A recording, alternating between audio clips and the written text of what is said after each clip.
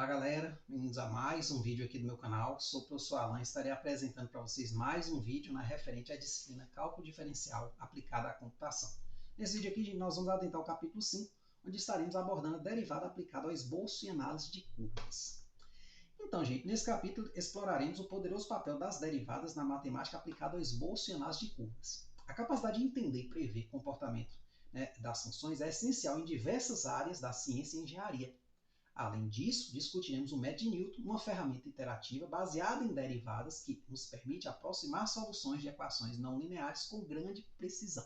Diria que o método de Newton vai ser a cereja do nosso bolo, tá certo? Embora muitas vezes presente lá no livro de cálculo 1, ele costuma não ser ensinado ou é visto em matérias futuras, como por exemplo o cálculo numérico. Só que aí eu decidi colocá-lo aqui para a gente ter, ao final aqui do capítulo 5, ferramentas suficientes para tirar informações muito importantes, de fenômenos descritos por funções em uma variável. Tá certo? Aí eu decidi incluir o método de Newton exatamente para a gente ter uma ferramenta robusta para o estudo de funções em uma variável. Nesse vídeo aqui, gente, nós vamos começar abordando o teorema do valor médio. Na verdade, vamos falar primeiro do teorema de Lula e depois do teorema, no caso mais geral, que é o teorema do valor médio. Então, os teoremas a seguir são a base de muitos dos resultados que estudaremos neste capítulo, como, por exemplo, o teste da derivada primeira e o teste da derivada segunda, que vão servir para estudar o crescimento e também a concavidade da curva que descreve o nosso gráfico. Então, primeiro, teorema 1, também conhecido como teorema de Lula. O que ele afirma? Se f é contínuo em intervalo fechado AB, diferenciado no aberto AB, e se, além disso, f de A igual a f de B igual a zero, ou seja, as imagens nos extremos dão zero, então existe pelo menos um ponto C em AB tal que a derivada em C dá zero, ou seja, tem ali um ponto crítico. Então não preciso mais nem olhar para o gráfico de uma função para saber que tem um ponto crítico ali, ou derivar ela e igualar a zero. Eu posso simplesmente, calculando ali a imagem de A, calculando a imagem de B, deu zero. Observa a função, se ela for contínua, por exemplo, um polinômio, uma função seno, função daquelas que a gente viu ser contínua e diferenciável, então eu sei que ela vai ter que ter um ponto crítico, interno a AB, ou seja, dentro do intervalo aberto a B. A interpretação geométrica é a seguinte, consideremos uma função f que é contínua no intervalo fechado a b e diferenciável no aberto a b. Suponhamos que f de a igual a f de b igual a zero. Temos dois exemplos atendendo estas condições exibidas na figura a seguir. Então está aqui o primeiro exemplo e o segundo. Então quais são as condições? Continuidade, ambos gráficos são contínuos. Esquece essas retinhas horizontais aqui, eles não fazem parte do gráfico ainda, eles vão ser a consequência. Perceba que elas são diferenciáveis porque elas são suaves, Então, a suavidade de um gráfico, ou seja, a falta daquelas quinas, quando você vê uma quina, você sabe logo, ali não é diferencial, porque o negócio está vindo assim e do nada ele muda a direção. Mas aqui não, aqui é um movimento suave, tá certo? Aqui também. Então, perceba que ela é contínua, é diferenciável pela suavidade do gráfico, e além disso, se você olhar a imagem de A e a imagem de B aqui, e também aqui, e aqui elas são zero. Por quê? Porque a função intersectou o eixo x. Tá certo? Então, nesses casos é zero. Então, a conclusão é o quê? Tem que existir um cara interno a AB, pelo menos um, tal que a derivada nesse cara dê zero. O que significa a derivada da zero geometricamente? Significa que nós temos ali o quê? Uma tangente horizontal. Aqui, por exemplo, eu tenho duas, uma indicando um extremo local, um máximo local, outra indicando o quê? Um mínimo local, Então, aqui são pontos críticos, os dois, Esse aqui é o máximo local, esse é o mínimo local. Nesse caso aqui eu só tenho um, Então, se eu pegar aqui em C1, eu vou ter aqui um máximo local. Mas, a princípio, se eu conhecesse as equações que modelam esses gráficos e simplesmente substituísse o valor de A, o valor de B e visse que essas funções ali elas são contínuas e diferenciáveis, eu já saberia de antemão que esses caras existem sem precisar, claro, fazer o desenho.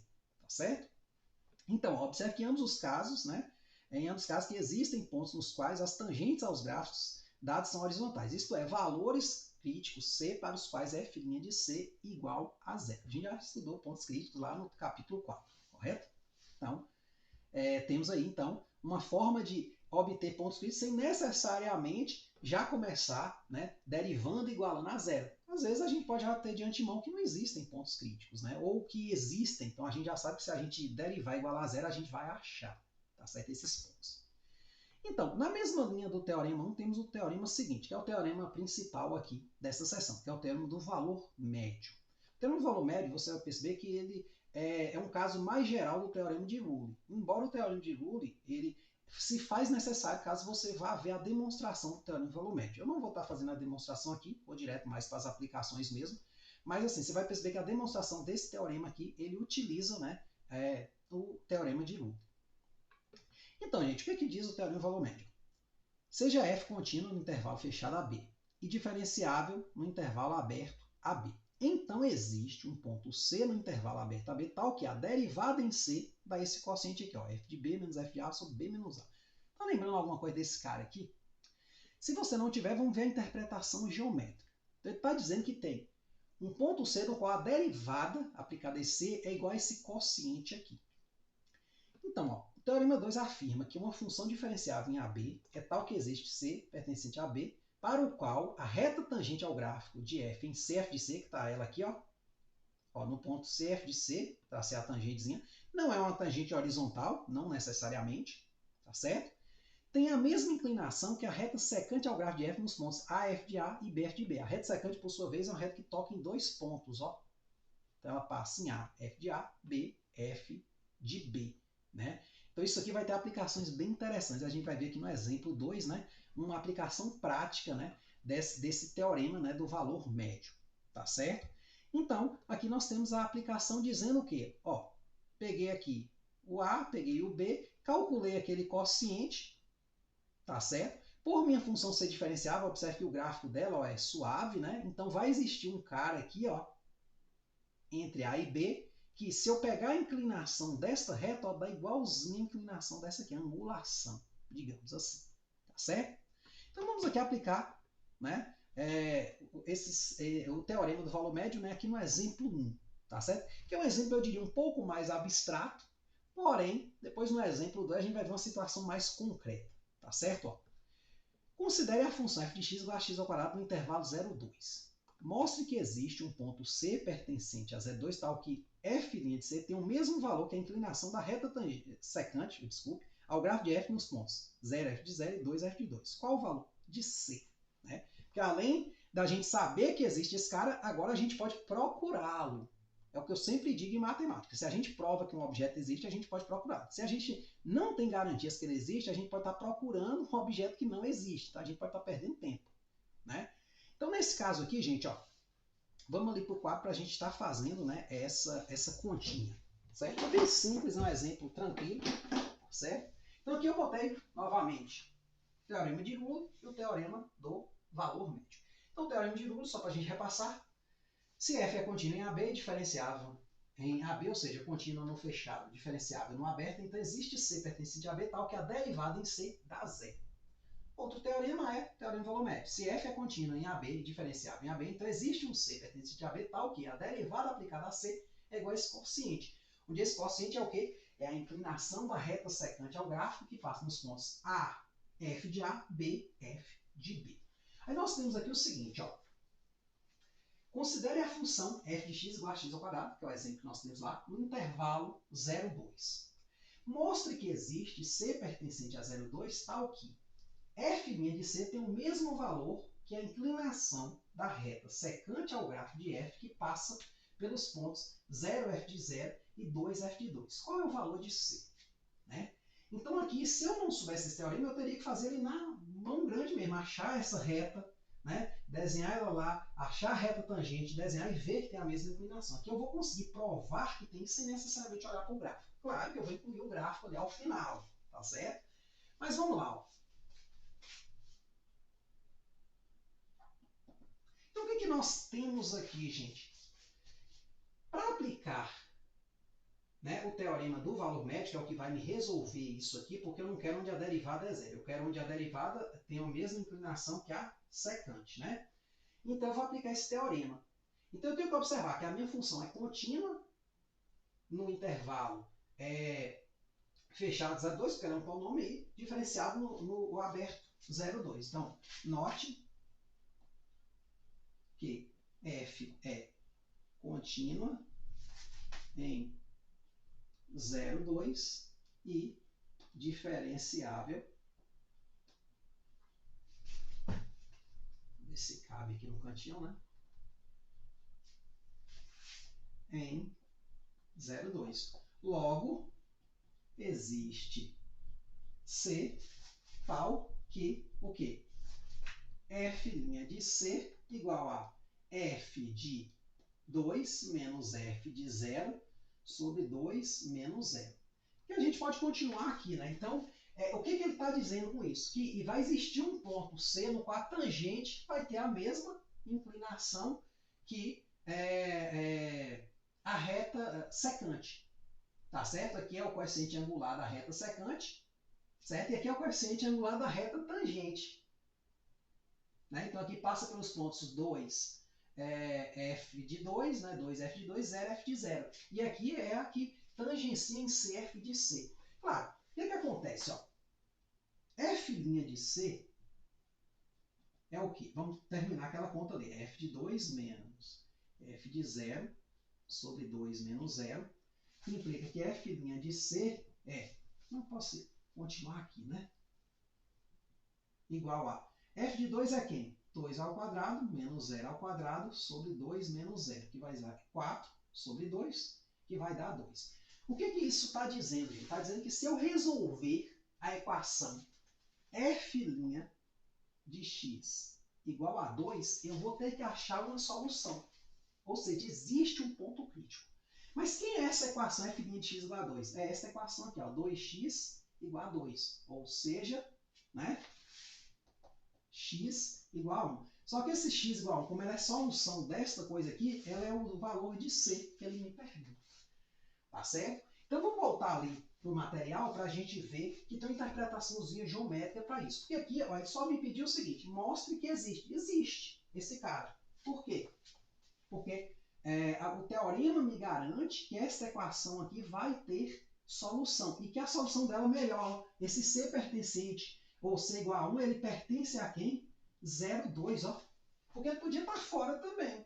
Né? Pode ser que eu fosse observando o gráfico, né, e a tangente, né, que é paralela a essa reta secante, estivesse só lá, depois de AB, né, fora de AB. E isso não ocorreu. Ó. Aqui, se a gente for olhar, né, como eu conheço o gráfico, né, de x ao quadrado, a gente vai ter um desenho melhor ali no quadro, né, mas ele vai ser um gráficozinho assim. Então, eu estou aqui de 0 até 2. Então, 0, a f de 0 é 0, a f de 2 é 4. Então, o que eu estava dizendo? Que aqui em C, ó, se eu pegar aqui a reta secante aqui que passa por 0, 4, vai ter um carinha aqui, ó, que é exatamente no 1, né? Que essa reta tangente aqui, ela vai ser paralela à reta secante, que é a reta que passa aqui em 0, f de 0, 4, ou 2, f de 2, tá certo? Então, vamos aqui para o material para a gente revisar. Meu desenho aqui não ficou dos melhores, tá certo? Por isso que aí a gente usa o recurso que nós temos disponível, né? O recurso computacional. Então, ó, note que f de x igual a x ao quadrado é contínua e diferenciável em R. E, portanto, é contínua, né, nesse intervalo aqui. E diferenciável no aberto. Portanto, o teorema 2 assegura a existência de C pertencente a 0,2, tal que a derivada em C é o quê? F de 2 menos f de 0 sobre 2 menos 0. Que é quem? F de 2 é 2 ao quadrado, 4. F de 0 é 0 ao quadrado, 0. Sobre 2 menos 0. Quando você faz essa conta, dá quanto? 2. Para obtermos C, devemos resolver esta equação aqui, que foi o que eu fiz ali no quadro. Então, eu peguei f' de x igual a 2, porque eu sei que vai ter uma solução e ainda mais, sei que essa solução tem que pertencer a 0,2, ou seja, tem que estar aqui dentro. Pois bem, fazendo aqui, ó, f' de x igual a 2, eu tenho a derivada de x ao quadrado, né, igual a 2. Então, 2x, que é a derivada de x ao quadrado, deu 2, x deu 1, certo? Então, o ponto, né, a abscissa aqui, x igual a 1, eu sei que a gente está procurando. Se você quisesse achar a imagem dele, era só jogar o quê? Na função, porque ele compartilha um ponto comum. Então, seria o ponto 1, 1. Esse aqui, ó, que está aqui no nosso gráfico, né? Um aqui, tá certo? Aí nós temos um outro exemplo, gente. Esse é interessante, né, que é o exemplo 2. O exemplo 2, ele nos dá uma aplicação prática, né, do teorema volumétrico. Porque muitas vezes você estuda em matemática e fica perguntando assim, pô, eu entendi o resultado, pô, é legal saber que tem uma retinha aqui, se eu viesse caminhando aqui com uma régua, né, colocando aqui até ia chegar num ponto que essa régua, né, vamos imaginar que eu estou segurando uma régua aqui no quadro, né, e vou deslizando sobre a curva, tangenciando ela. Então vai chegar em um certo ponto, ó, que a régua aqui ela vai ter a mesma inclinação, né, que esta reta aqui. tá certo? Aí você pensa, pô, mas isso tem aplicação prática? Tem. No exemplo 2 a gente vai estar vendo isso. Ó. Então vamos lá. Considere um veículo que viaja de uma cidade A para uma cidade B situada a 200 km. O veículo leva 4 horas para completar a viagem. Mostre que em algum momento o velocímetro do carro marcou a velocidade de 50 km por hora. O que ele está dizendo aqui, gente? Que se tivesse uma câmera lá focada no velocímetro, em algum momento, mesmo que por um instante muito pequeno, o velocímetro passaria por 50, certo? Seja subindo a velocidade, provavelmente, ou até mesmo descendo a velocidade. Pelo menos uma vez. Pode passar mais de uma vez? Pode, mas pelo menos uma vez a velocidade instantânea seria 50. Vamos voltar ali no quadro só para a gente refletir sobre isso, depois tem as observações aqui do material.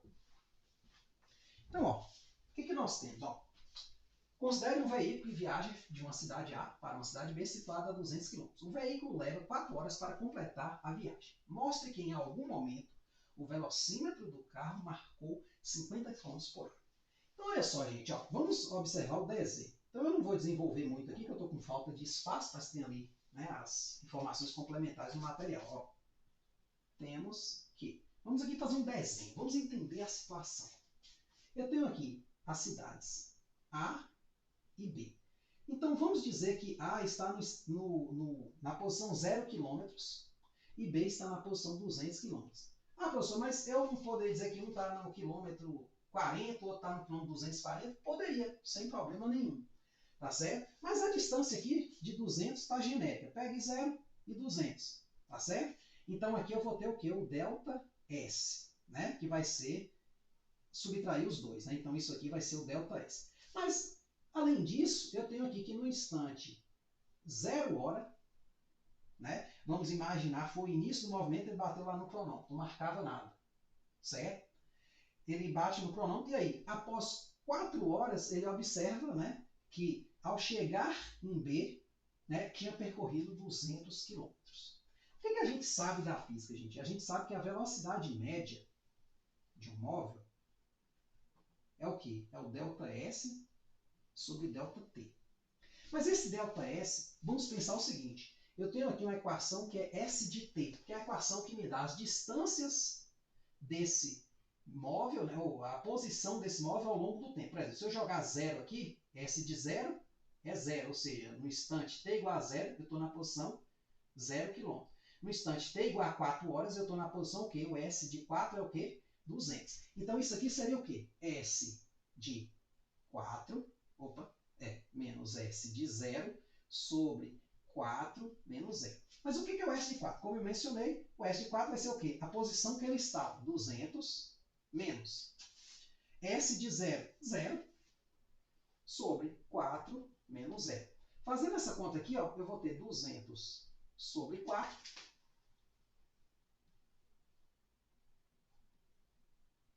que é 50 km por hora. Só que o problema é o seguinte, isso aqui é a velocidade média, né? 200 sobre 4, que é 50 km por hora.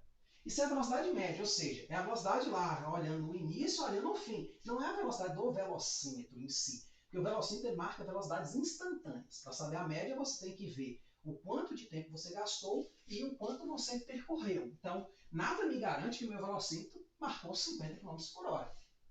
Né? A não ser assim que eu pense logicamente, poxa, se eu for sempre acima de 50, eu teria passado a cidade, né, em 4 horas. Se eu for sempre abaixo, eu não teria chegado. Dá para pensar assim. Porém, o cálculo, a gente vai imaginar o seguinte. Esse movimento aqui do carro, ele não é um movimento brusco, ele é um movimento suave. Mesmo que o cara tenha parado o carro em algum momento, ele não parou de forma abrupta. Mesmo quando você dá uma freada, sua velocidade ela cai, ou seja, sua variação no espaço, digamos assim, ela não vai ser abrupta ao ponto do gráfico dessa coisa aqui tá assim. Você está aqui com a velocidade aqui, aí você parou o carro de vez e ficou a velocidade 0. Né? Então não vai acontecer isso, né? Um movimento abrupto desse, mas simplesmente o quê? Você está lá numa certa posição, aí assim, a coisa aqui, ó, digamos que seja a posição que ele está, né, ao longo do tempo, claro que a posição aqui é sempre, né, crescente, né, digamos assim, que ele está indo, vamos pensar que ele está indo sempre no sentido, ele não fez nenhuma volta no meio do caminho, nada disso. Então a posição aqui, aumentando, você percebe o quê? O movimento deve ser suave. Mesmo que ele dê alguma parada em algum momento, tá certo? essa parada não pode ser brusca. Isso quer dizer o quê? Que este fenômeno aqui, S de t, ele deve ser diferenciável. A equação diferenciável, ou melhor, né, o movimento ser suave, né, que é equivalente ao movimento suave. Então isso quer dizer o seguinte, que se eu derivar isso aqui, a derivada do espaço é o quê, gente? É a taxa de variação do espaço, que é a velocidade. Então quer dizer que em algum momento, né, o S' de t deu 50 km por hora, que é o V de t, que é a velocidade instantânea, ó. Né? Então o V de t aqui sim, né, quando a gente deriva e substitui um ponto, a gente tem o que a gente chama de velocidade instantânea. Tá certo? Então isso aí a gente consegue provar. Claro, aqui no teu texto ficou sem espaço, eu não queria apagar, né, os teoremas, né, mas aqui no material a gente conclui direitinho. Tá certo? Então nós temos aqui o seguinte, ó. Consideremos uma função f que represente as diversas posições do veículo ao longo do tempo. Eu botei lá a função s porque tem mais a ver lá com física, não sei se você lembra das aulas, mas aqui a gente vai usar a f mesmo, função f genérica. Seja t0 igual a um instante que passa pela posição f de A, no qual a cidade A está localizada. Né? E t1, o instante, né, que passa pela posição igual a B, né, o instante que passa pela posição f de B, no qual a cidade B está localizada. Lá no caso eu já admiti que fosse 0, né, a posição de A, eu coloquei um referencial lá 0, e a posição de B 200, o tempo em A 0 e o tempo lá em B 4 horas. Mas aí você não precisa necessariamente colocar as coisas. Aqui está até mais genérico, né, porque o que vai contar aqui é a variação. Sabemos das aulas de física que a velocidade média entre as cidades A e B pode ser calculada por Vm é ΔS sobre ΔT, que é F de B menos F de A sobre B menos A. No caso, independente de F de B, de F de A, eu sei que a diferença tem que dar 200, aqui das posições, né? E a diferença aqui dos tempos tem que dar 4. Então, quando eu faço cosseno, dá 50 km por hora. Só que isso é a velocidade média, gente. O que é a velocidade média? Só para ressaltar, vamos supor que você tirou 7 numa prova e 9 na outra. Sua média, então, vai ser o quê? Soma 7 com 9, dá 16, dividido por 2 dá 8, média é 8. Você tirou 8 em alguma prova? Não. Né? Então sua média não necessariamente foi alcançada por nenhuma de suas notas, mas você tirou uma abaixo, uma acima, no máximo, mas não quer dizer que você tirou um 8, você tirou um 7, um 9, não quer dizer que você tirou 8, que é a sua média. Né? É a mesma coisa com a velocidade. Né? Eu aqui, ter uma média de 50 km por hora, nada me garantiria, né, a não ser com as hipóteses que eu vou colocar aqui, né, que em algum momento meu velocímetro passou por aquela posição exata. Né, porque a nota que o cara tirou é exatamente a posição do velocímetro, vamos pensar assim. E a média é a velocidade média, é o que somando lá todas as notas que você teve, dividindo, né, pela quantidade de notas, você tem ali a média. Ou no caso aí, aqui da coisa, você pega uma posição menos a outra sobre um tempo. Né? Posição final menos posição inicial sobre tempo final menos tempo inicial, aí você tem essa velocidade. Supondo que o movimento do carro é suave, isto é, a equação que modela é diferenciável entre A e B, temos que existe C tal que f' de C é zero. Mas a derivada f de f' representa exatamente a função horária da velocidade instantânea. No caso, ela mede a taxa de variação de f, ou seja, o que é a taxa de variação de um espaço? É a mudança desse espaço, dessa posição. Então, se eu tenho uma função f dando as posições desse móvel, né, se eu derivar ela, eu vou ter a velocidade, né, com que essa posição está mudando. Né? Sendo assim, no instante C, a velocidade do carro foi 50 km por hora. É possível achar esse C, professor? Olha, só se eu tivesse a equação horária. Se eu tivesse a função f, sim, eu poderia tentar obter, né, esse valor C. Como eu não tenho, eu sei o seguinte, ocorreu. Agora, saber quando ocorreu, não dá para saber. Talvez o que o cara fez? Foi muito rápido em um certo momento, então em algum momento ele saiu de 0, ele foi muito rápido, passou de 50, vamos, né, que é a média, né, foi lá 100 por hora, só que aí em algum momento o pneu dele fura, ele para lá, né, suavemente, né, embora seja um movimento meio abrupto, mas para lá suavemente, conserta lá o pneu e começa a correr de novo, né, a seguir de novo. Então no final lá, do frigir dos ovos, né, ele chega em 4 horas exatas, né, percorrendo 200 km.